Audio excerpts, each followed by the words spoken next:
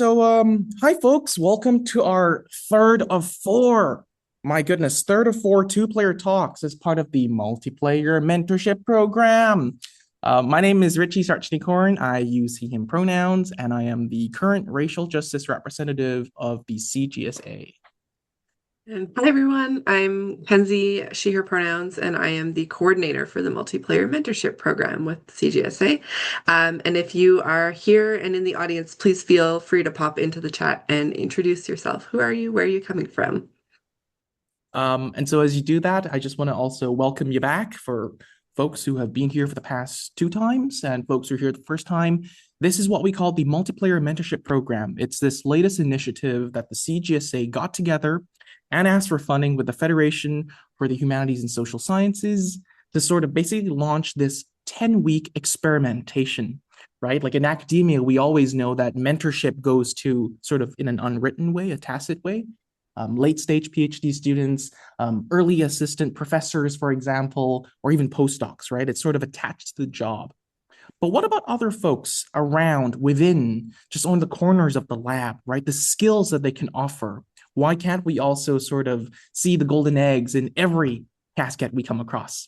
And so together, the multiplayer mentorship program put two people together, like Aparajta and Brandon today, and for 10 weeks, they both taught, shared, and learned skills from one another.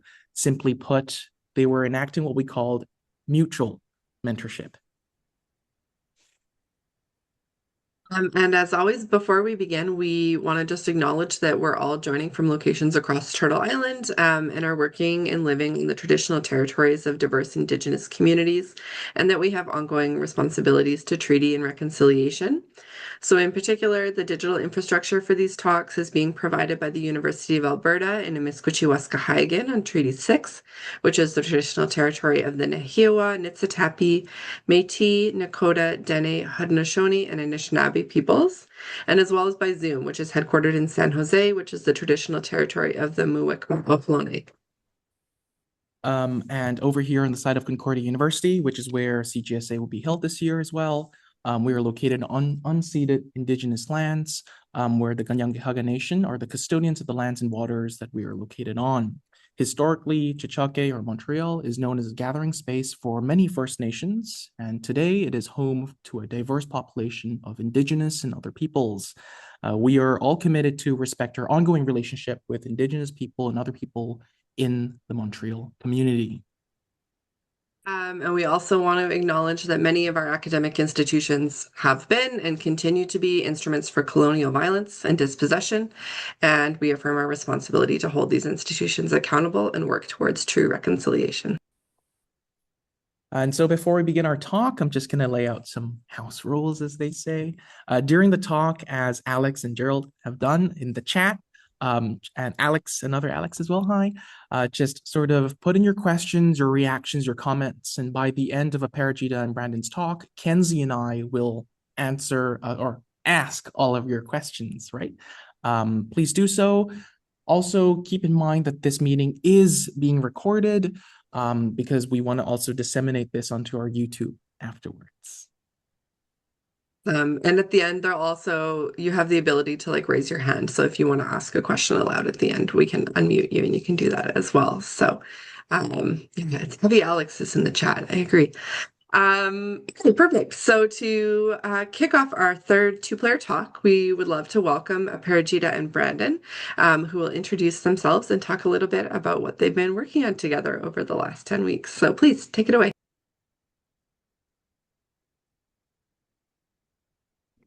I guess I can go first. Hello everyone. My name is Brandon Blackburn. You can use he, him pronouns with me. I am a doctoral candidate at the University of California, Irvine, coming to you live from there, where I work on games broadly speaking, but mainly looking at intersections between theoretical kind of like considerations and emergent play communities. So really excited to be here with all of you today. Yeah. And I'm Aparajita. I'm an assistant professor at the University of Waterloo, in the English department there. And I kind of study digital media and kind of feminist media studies very broadly, including games, but also online spaces, social media, things like that from critical race and feminist media lenses. Yeah, and also super excited to kind of talk through some of the things that we've been thinking about. So do we maybe want to move to sharing the slides?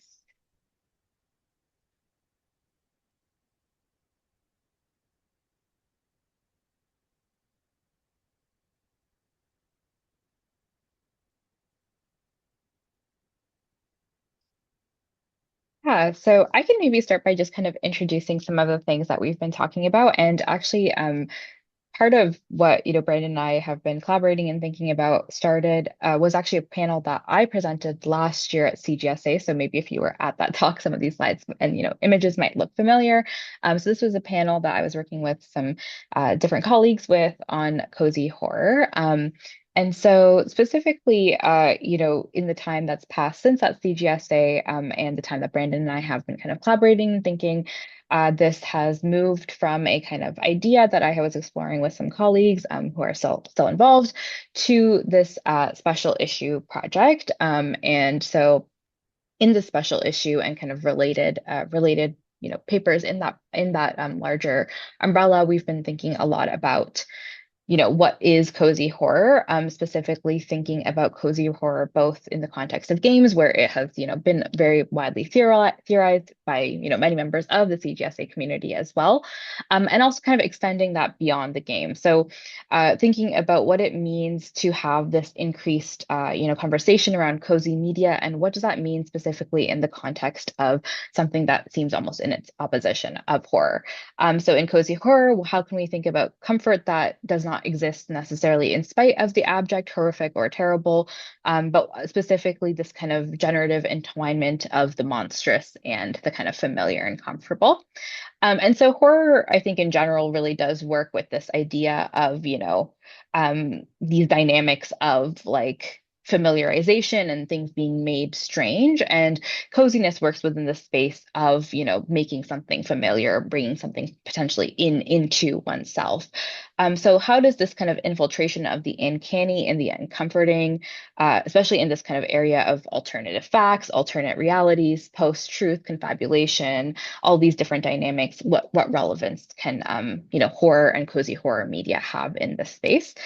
Um, so specifically, thinking about things like if you think about like Tim Burton's films, Studio Ghibli's kind of kawaii monstrous, even the feminist literature and feminist horror writings around, domestic horror, all of these things are what we were thinking about a little bit. And so this contradiction of potentially transgression with horror, and also why exactly does this, why has cozy horror potentially gained prominence in this particular socio-historical movement, a moment, and movement, I guess. So Brandon and I specifically, I think, share an interest specific in this area of like stickiness and sliminess, slipperiness as well, and this potential ways that horror and cozy horror can highlight the ways that people think about queer and feminist identities, race, and these blurred boundaries around, the self and the other, which we'll touch upon, I think, today a little bit.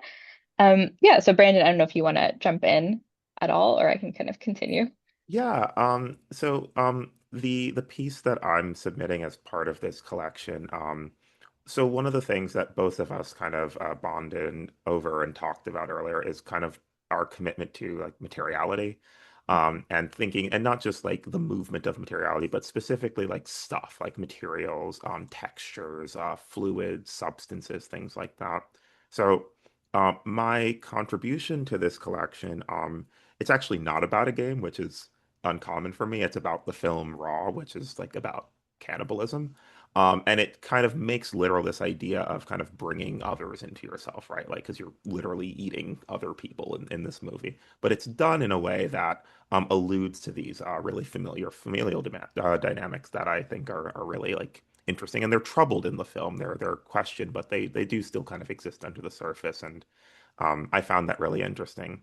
But in preparing for this talk, we kind of leaned a little bit more on that materiality, that idea of like thinking about exploding the self, of extending past like the self, of excess and um, like the fluidity of kind of a stable sense of self. Um, and we realized that we both had this interest in kind of like fluid and like stickiness in material things that kind of extend past kind of sort of their containers and alter kind of how we interact with them. Um, yeah, so I think one way that we can kind of start to think about stickiness is also as this kind of disruption around the smoothness of digital spaces. So specifically in the context of gaming, there's been a great amount of kind of work done on the ways that the material structures of games, both the game mechanics as well as the literal kind of physical interactions that we have with platforms, with consoles, with online spaces, the ways that this can disrupt the ways that we tend to think beyond the body in a lot of times when we think about digital media. And stickiness can offer this kind of interesting space of potentially even respite, right? So by being able to actually be held by a space, by not being afforded the ability to kind of move forward, can stickiness offer this potential almost uncanny type of comfort of being able to slow down, to have almost an excuse to actually opt out of the always moving kind of modern system, whether that's digital or analog.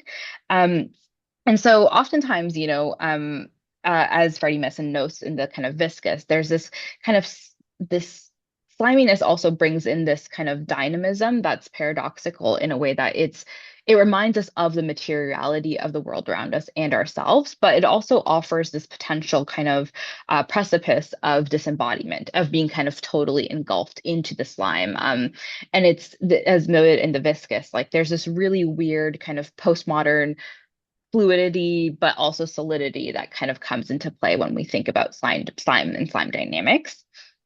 So we can go to the next slide, maybe.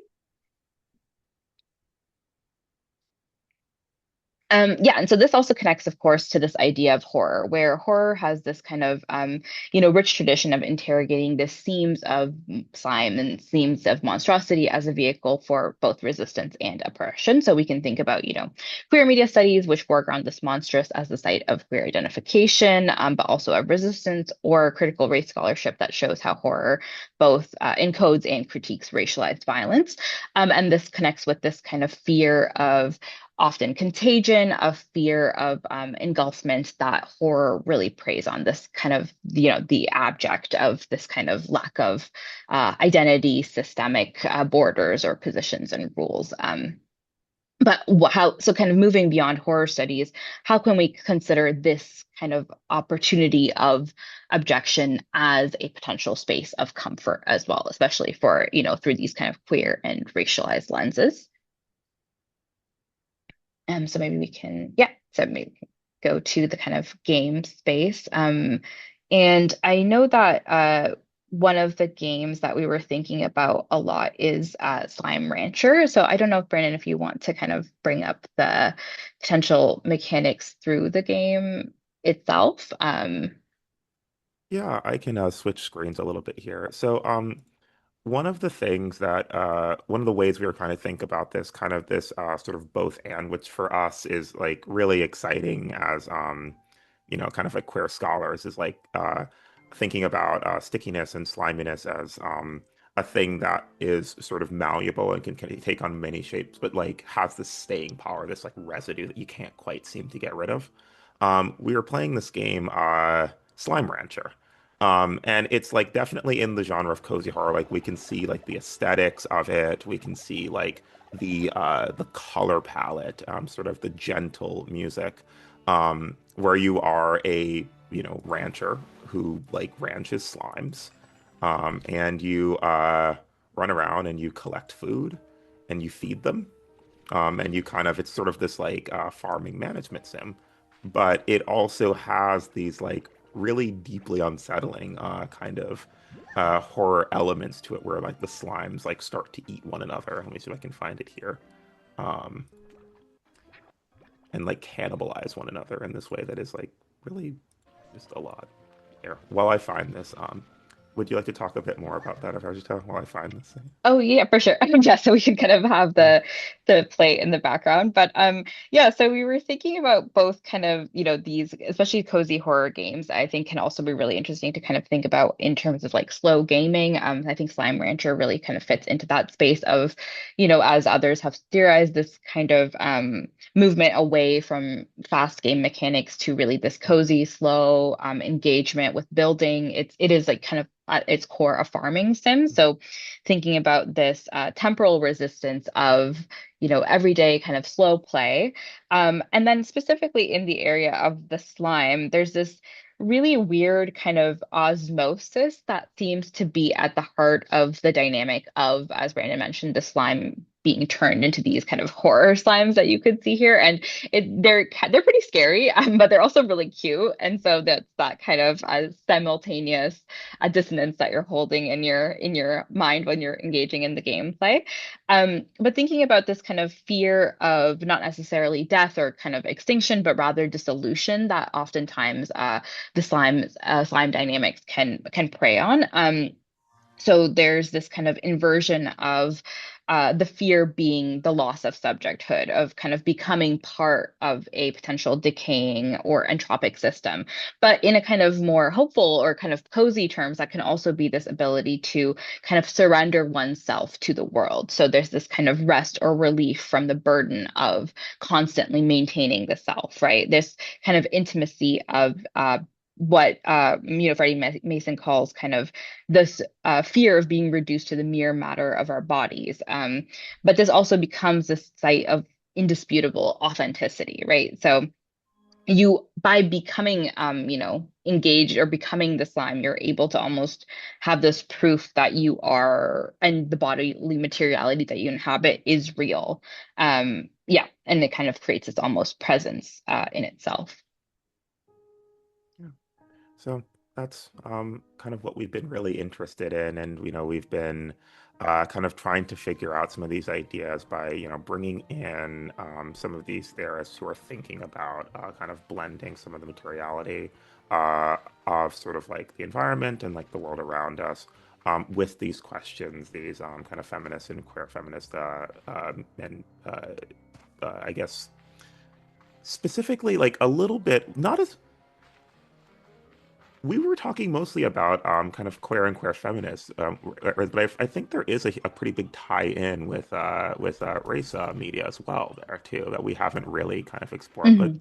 that's one of the things that we're kind of hoping to kind of explore a bit with this project here. You know. Yeah, yeah, for sure. And I can just kind of end by saying, there's a bunch of great papers that will slowly, as the publishing machine goes, a kind of slow system. Hopefully, we'll have this special issue out somewhat soon, relatively soon in the world of academia. So definitely keep an eye out for Brandon's amazing contribution and some of the other great contributions that we have as well. Thinking about cozy horror across many different media spaces. And also, yeah, Brandon and I are really excited to kind of even take this idea of Slime Rancher and kind of build this into a potential publication over the summer, as schedules get a little bit, easier. Yeah, so we can maybe leave it there and have space for questions. Yeah. Here, I like this image to kind of end Yeah, on. we'll It's leave it at that. yeah. Yeah, I think that encapsulates our our kind of Yeah, really. mentorship. Yeah.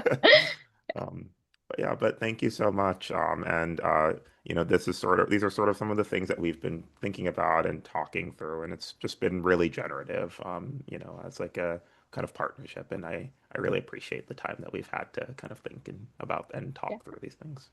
yeah, for sure. Mhm. Amazing. Thank you both so much.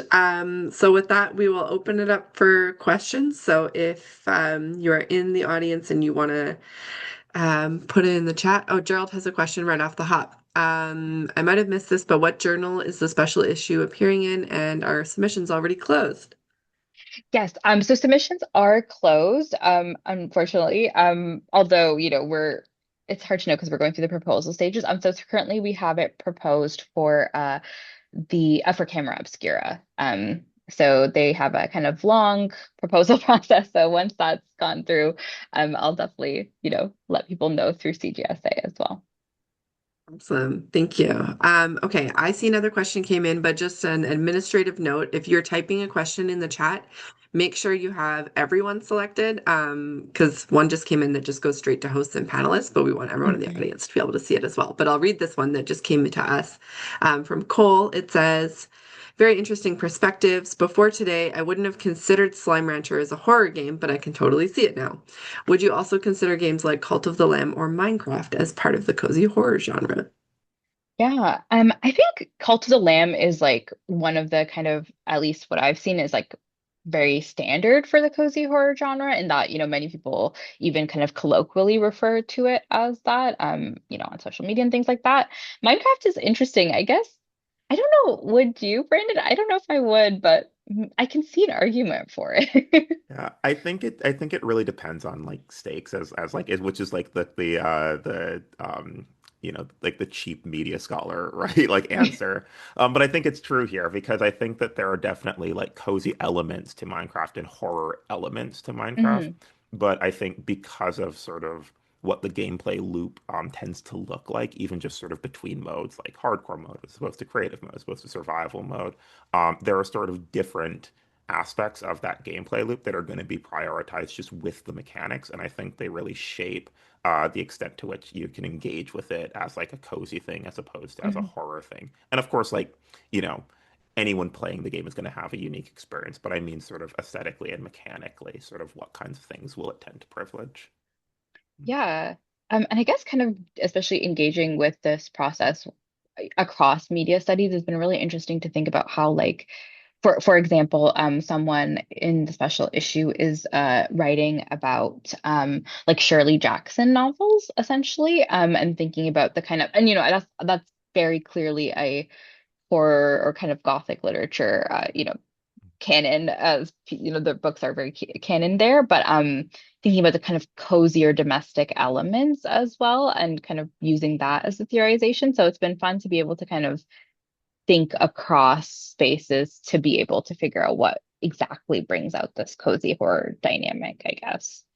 Um, Yeah, it actually reminds me, one of the things we talked a little bit about in our sessions, but not so much in our formal talk, is so one of the things that got us actually onto like slimes is I had a talk at where was it? Counseling Passions mhm, about like specifically like on-screen fluid and like thinking about mhm, like splatter horror as an mhm. aesthetic and thinking about this sort of reverse horror game where you like play as like an amorphous kind of flesh monster. Yeah. A carrion is what it's called, and you just go around, you eat scientists. And I was really surprised because I had all these like content warnings in like my talk because they were just dismembering people, but everyone's like, "Oh, he's so cute, what a good little boy." And I'm like, what is happening here? Because I hadn't thought about it sort of through the lens of kind of like coziness and like kind of comfort, only sort of through like pixels and fluids and excess and things. And I hadn't realized the extent to which those two things actually can describe the same kind of thing. Yeah, for sure. Mhm.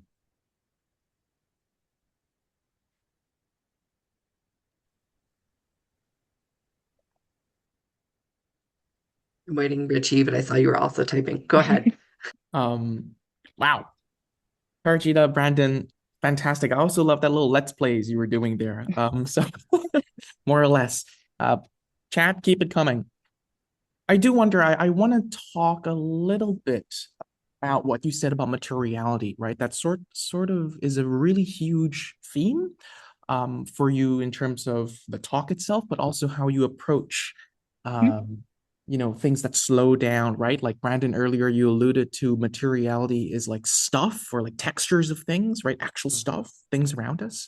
And Aparajita, you were talking about how like there are different worlds or scenes in a film of like things that hold you down, right? Spaces that keep you there. I wonder if you can both maybe reflect a little bit on your own personal experiences as game scholars of the materiality in your everyday life, in your research labs, in your sort of how you investigate and study games that slow you down. You know, are there Mhm. materialities? Are there rituals? Are there sort of things you would label as textures of my time? That kind of thing that Mm. slow you down. How's that for a question? Uh, That's really, I like that. Yeah, I guess something that I can think of right now, and because Brandon and I were also, I was just mentioning to Brandon earlier, but I really love Rachel Plotkin's work, thinking about, like media devices, and I always think about kind of the like she talks about like kind of, the smudges and the kind of traces and the kind of almost messiness that we leave on our screens, or when things kind of get engulfed in water, or whatever. And I think that is something that I was thinking a lot about in terms of game studies as well, is the kind of physical touches, the kind of buttons you press, and the kind of ways that you interact with screens. And I've been thinking a lot about this also because I've been teaching a design course, and we were talking a lot about like, with fourth year students, thinking about like analog media and the return to analog, and they were all kind of be talking about like their love for things like film cameras again, and kind of headphones. And so I think that's something that feels really interesting to me, is even when we are thinking about like high tech devices, there are all these textures, these interactions. You aren't actually a disembodied kind of the head in the space. Yeah, I don't know. So that I think feels, and it also feels like something that's kind of missing, at least in my perspective, in the kind of AI conversation as well, is just the kind of very real material, both limitations and kind of context in which, AI operates and things. So that's kind of what comes to my mind. Yeah. Yeah, absolutely. Like one of the things that we like kind of again like sort of I guess I say bonded, it's we really like, we're ranting about it, I guess, to each other is um you know kind of for both of us like things like technology and media are like things like Staroselsky's like internet tubes, like it's things that like have these like staying power. Like when we think about like aesthetics and like, fluidity, we're like often thinking about um like like Melanie Jew or like Tremblay's like breathing aesthetics, like literally like the exchange of like stuff from one place to another, and what's been really kind of interesting to kind of explore sort of in this kind of mentorship is the extent to which you can get at many of those abstract questions through kind of material concerns. So like thinking about things like hyper objects, like what does it mean to kind of like exceed like, an object, things like that, you know. So I guess for me, like things that maybe slow me down, I mean, I think that like definitely like the AI conversation is it's just present. It's everywhere, like I'm teaching a class of writing and students like just don't want to slow down, right? Like they want to just have everything and they're being told that like kind of everything should just be faster and like they shouldn't have to slow down, that like it's inefficient, it's slow and meticulous and like that's bad, But I don't know, for me like I always start every day with like by making what my friend Charlotte calls like my pretentious cup of coffee. And it's like all of the like steps of like grinding the beans and like thinking about where they come from because I get them from like a specific place, and then putting the beans in and then boiling the water and making sure it's at the temperature and then setting timers and literally having to wait for the water to seep through before I can drink it, and kind of looking forward to like having to take like exactly 2.5 minutes to make a cup of coffee in the morning, as opposed to just like having it handed to me sort of instantly by someone who's doing those things, but behind the scenes where I can't see. Mhm. Mhm. Yeah, for sure. That's really interesting. And I think we will want to circle back to like mentorship and that process of exchange, perhaps. But I see a question from Alex in the chat that we'll ask first, perhaps. Alex says, thinking about instances where games designed horror skew cute, like with Carrion, any thoughts on games designed cute that have skewed horror? So Pocopia comes to mind as a cute frame around a traditionally horror or post-apocalyptic vibe. Curious to hear your thoughts. Um, I think one of the games that I remember looking at for this version of the talk last year was Rain World. And like I don't know, that's like both, it's very beautiful. I don't know if it's fully cute, which is why I decided not to talk about it.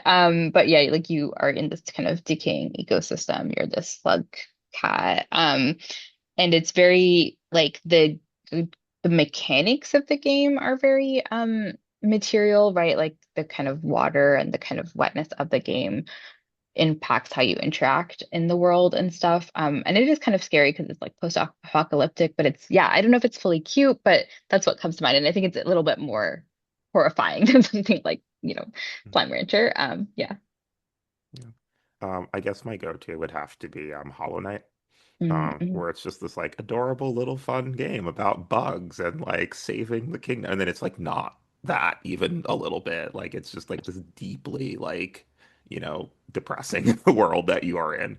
Um, but I think that like a lot of it too is like there's stuff in cute studies. I can't think of anyone's name right off the bat, but like if you like search like cuteness studies, um, particularly thinking about cuteness studies through like a Asian studies and like Asian Am studies, like there are a lot of like good books and articles that think about like cuteness as like quite a violent process of commodification, in addition to being sort of this like really comforting thing for kind of the person who's kind of consuming it.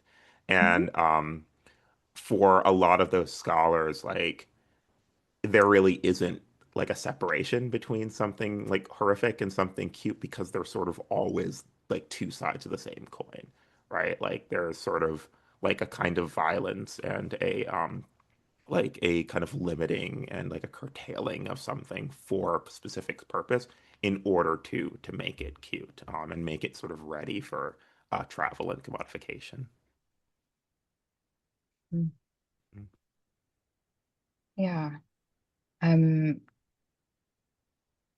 yeah. Yeah, I was gonna say, I think what's the essay? I think it's like cuteness, the cuteness of the avant-garde is also really Yeah. interesting with to thinking about kind of cuteness versus something like quaintness. Yeah.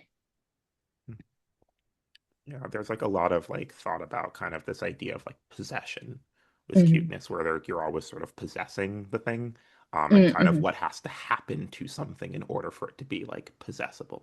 Even something like Pokemon that like people think are very cute. Like if you like look at the original manga, there's like a lot of like, violence in it that's like really transparent, that's kind of hidden in a lot of the like more popular like anime and like and games that and like mainstream games that people are seeing. And I think that what we're seeing with Spokopia is a lot of that stuff that sort of existed beneath the surface. And like if you read the Pokedex entries, like there it's still there. Like look up the Paris Pokedex entry if you want to be very depressed.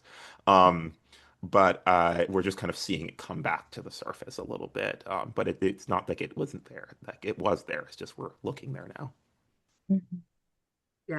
Yeah, these elements are like so embedded in what it means to be cute in a consumable kind of way. Yeah, Gerald says in the chat, domination is integral to cuteness. Yeah, interesting. Um, I want to circle back though to that question we kind of alluded to earlier, which is, you're kind of in this like meta conversation about exchange, like both with the interface, with the materiality, but also with each other. So I'm curious, like from this mentorship relationship, from collaborating, are there like different perspectives or themes or concepts that you were like able to kind of bring to work that you already had been doing because you were able to kind of cross-pollinate and work together? Um, like yes, for sure. I think that even just the kind of way that, I was thinking about specifically this entire special issue was really shifted by my conversations with Brandon and being able to bring in some of the kind of almost like post-colonial studies perspectives into it, as well as kind of critical race perspectives, was really key. But I think even just kind of more generally, like we had so many great conversations about like just I can't remember any off the top of my head, but just like, I remember just being like putting people's names down on a notepad, being like, okay, I got to read this, and like, oh, I didn't know about that. So yeah, even just kind of when we're having more casual conversations, it definitely came up. Yeah, no, I definitely feel very similar. When I kind of started with this mentorship, I was really feeling like pretty like overwhelmed with sort of like my lack of familiarity with a lot of specific like material feminist kind of texts. Like, I mean, I'd like read material feminisms, but like I hadn't really read much beyond that, and I hadn't really thought about some of the texts that I had looked at through kind of a material feminist lens. But sort of by like kind of having these like meetings and things, sort of I was able to kind of draw those connections and have like a really good reading list to kind of I guess increase my understanding and like kind of like feel a bit more confident interrogating those complexities. Yeah. And I will also say Brandon's really good at just like knowing so many, like even beyond kind of theory stuff, like just knowing a lot of fun like games or case studies or things that you know, just like weird internet things or whatever. And that's been really fun to chat about. And I feel like we both kind of like to think about things, at least in the like at least for me, like kind of in a very generative way. So the conversations felt like they were connecting things that felt, yeah, definitely like I mean we both are, but yeah, just like kind of bringing all of these fun things together. And that is oftentimes I think for me, like when you're especially working on kind of longer projects, you don't realize how much just like this is the wrong word for it, but like padding or just kind of connections to things that you have to be able to bring when you're working on something that is, you know, maybe like a book level project. So that's been really fun as well. Yeah. No, for sure, for sure. And I think that that is, uh, we can kind of see that in some of these things that we're kind of collaborate on specifically, but also just kind of in our day to day, right? Like we've both been trying to, manage like l'academ, like just like the institution of academia. And it's been really nice to like be able to talk to someone who like is sort of in the trenches with you in kind of a similar place, even if you're at different institutions. For sure. Yeah. Mhm. Actually, I'm gonna take up on what you both were talking about there. That in academia, right? We're all sort of in a downward stream. As in, we're not, not going to the plummet, but there's always something coming. And there's a Mhm. lot of sort of fastness and slowness, right? That Mhm. during this peak period, you've got to sort of commit to all these deadlines, and then the slowness is sort of in the summer, ostensibly, yes? I'm wondering, there's an interesting intersection in your talk between slowness, fastness, and sort of other and self, right? We know as racialized scholars as well that being academia doesn't always feel like a place where we belong, so to speak. Sometimes, I wonder if you can maybe speak a little bit more about maybe your own experiences, tips and tricks, suggestions you have for folks out there who are starting mentorship, who are new to academia, or who are sort of in the weeds of it, right? What are your strategies of sort of slowing down or going fast productively or generatively while sort of still feeling like yourself? In other words, showing up at the office, feeling like yourself and having Brandon's pretentious cup of coffee, right? Sort of being with yourself and thinking through things and feeling grounded and belonging. I guess I can maybe say just as someone who's I guess, been through some elements of the job market multiple times and kind of through the kind of grad school uh process, it can feel really hard to be able to, I think, at least for me, it often almost felt like it wasn't even that I felt a sense of pressure from the people around me because I did feel like I was very lucky to have a lot of supportive people in, my department and all of these things, but even just kind of this sense of policing yourself before others had policed you, and also just like different narratives around like not even necessarily knowing what it is that I was trying to do in a way. Like, oftentimes, like many people have many different interests, and it can feel hard when you're in it to even realize the threads between those things, or especially if you study things that are, things like games that are always shifting. There is always this kind of, change that's ongoing, and you often are responding, to different, real world events and things in your research, and that's just kind of part and parcel of what you're doing. It can feel kind of a bit disorienting sometimes. So I think for me that was really difficult to like even be like, what is it that I'm doing, and like how do I translate that, and what does it mean? And I need to, and I think at least for me, and maybe I just got lucky, like it felt like when I let some of that pressure go a little bit, it felt a bit easier. Like I don't have to have this one narrative of who I am as a scholar, or this one narrative of what I'm doing. And that in itself can be the way to both meet people, to find the right place for you. Yeah, so even just kind of giving up the personal pressure a little bit was big, I think.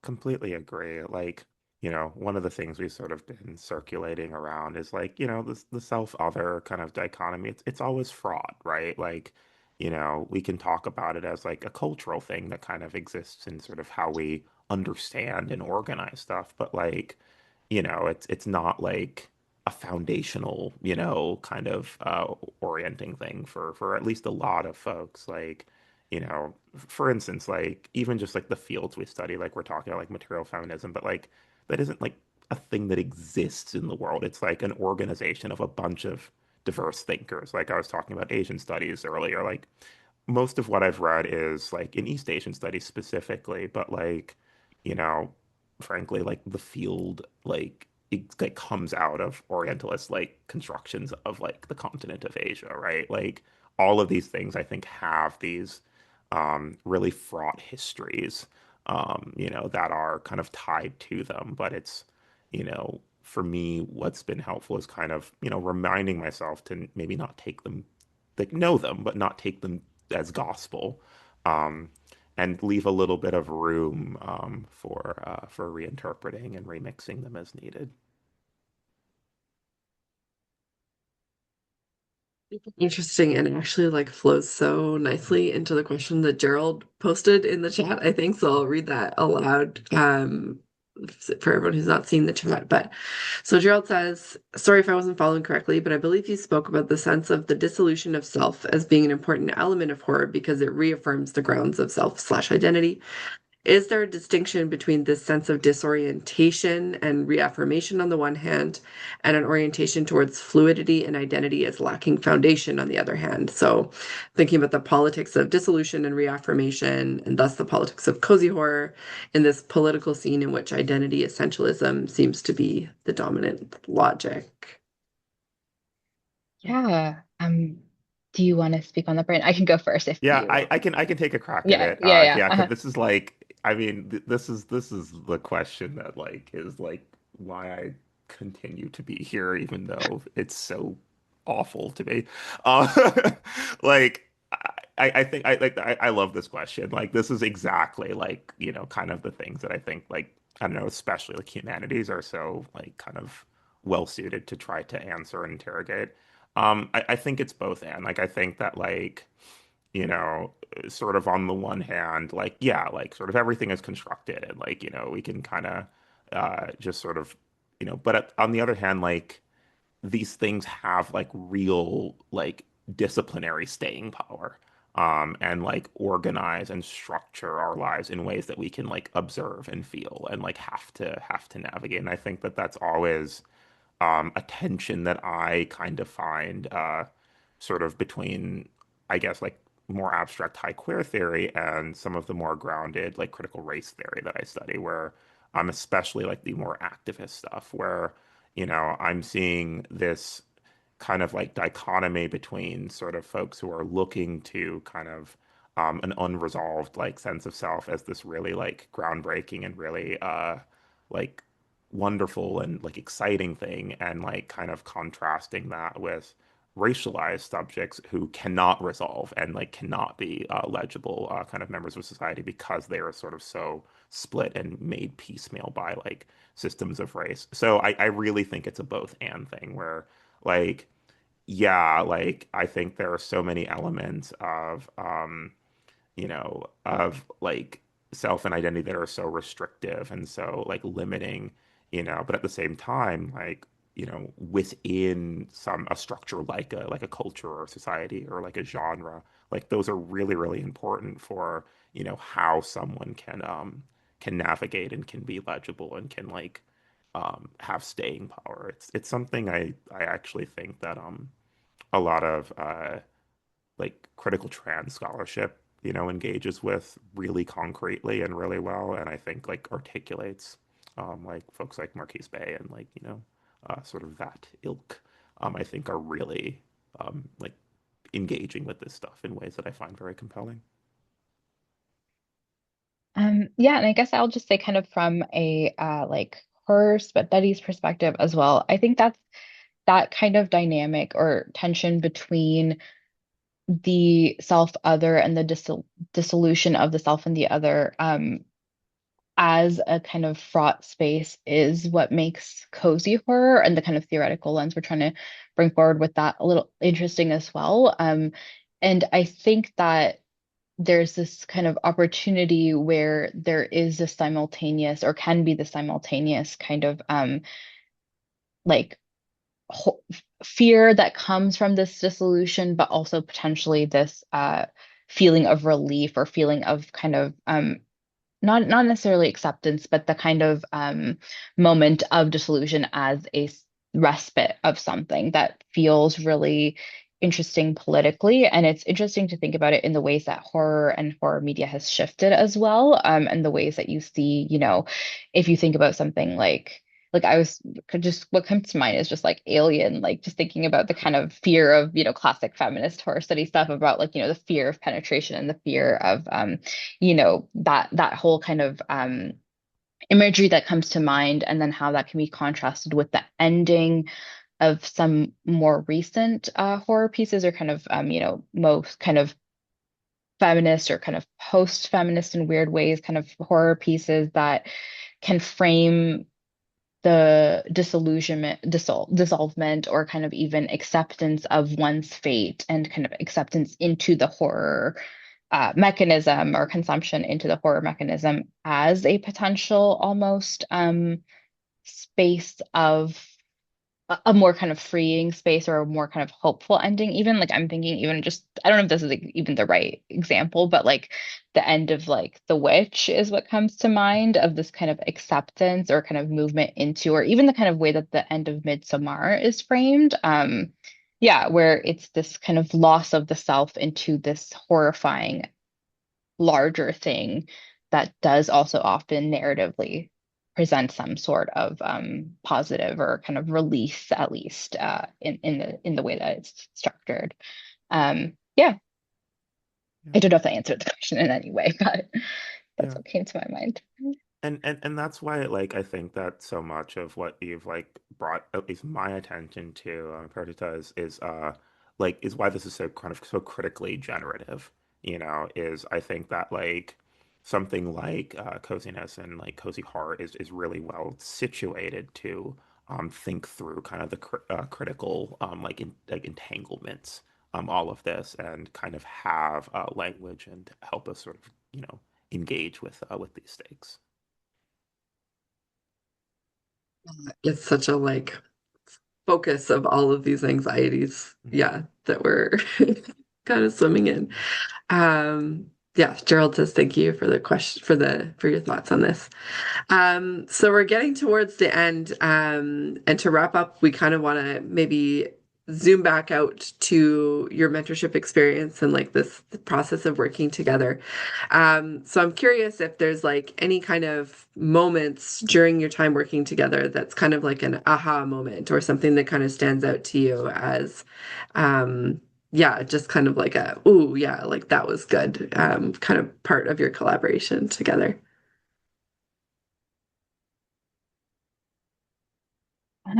I guess one time, like this is not necessarily a moment, but I think it was really nice because we were able to have, like both very kind of good conversations in terms of just like personal conversations or kind of becoming friends in the beginning, and then also moving that into kind of research and theoretical conversations. I think it was really nice to be able to like read one another's work as well, and just kind of see even in the more kind of things that were cited or the things that were being brought together, see a kind of similarity or complementarity in the way that Brandon was writing about things and things that I had thought of or, wanted to write about or had written about. That was really fun because it's like already, it felt different, but really kind of similar to the ways that our conversation is flowing. And it was fun to have that experience while reading someone's work. And just, yeah, and Brandon's work is so great. So it's like just kind of to be able to like sit through it was a pleasure. No, your work is great. No, no, but seriously, like reading each other's work is was really because it's it's a lot to like trust someone with something that like you're like you don't is not like quite ready for public eye or is like kind of in the process of edits. And it's I think also really affirming to have someone say like, hey, like this thing that like, you are interested in but not quite sure about, like you have something here, like, this is worth pursuing. Um, yeah, no, I completely agree. For me, I think that moment was when you showed me your cat. Yeah, Yes. and I know it sounds like such like a throwaway thing, but for me, like that's like such like a personal thing. Is like, this is like your little roommate who's like running around and like doing stuff, and it's just kind of nice to meet your cat Yeah. virtually. Yes. Yes. Mhm.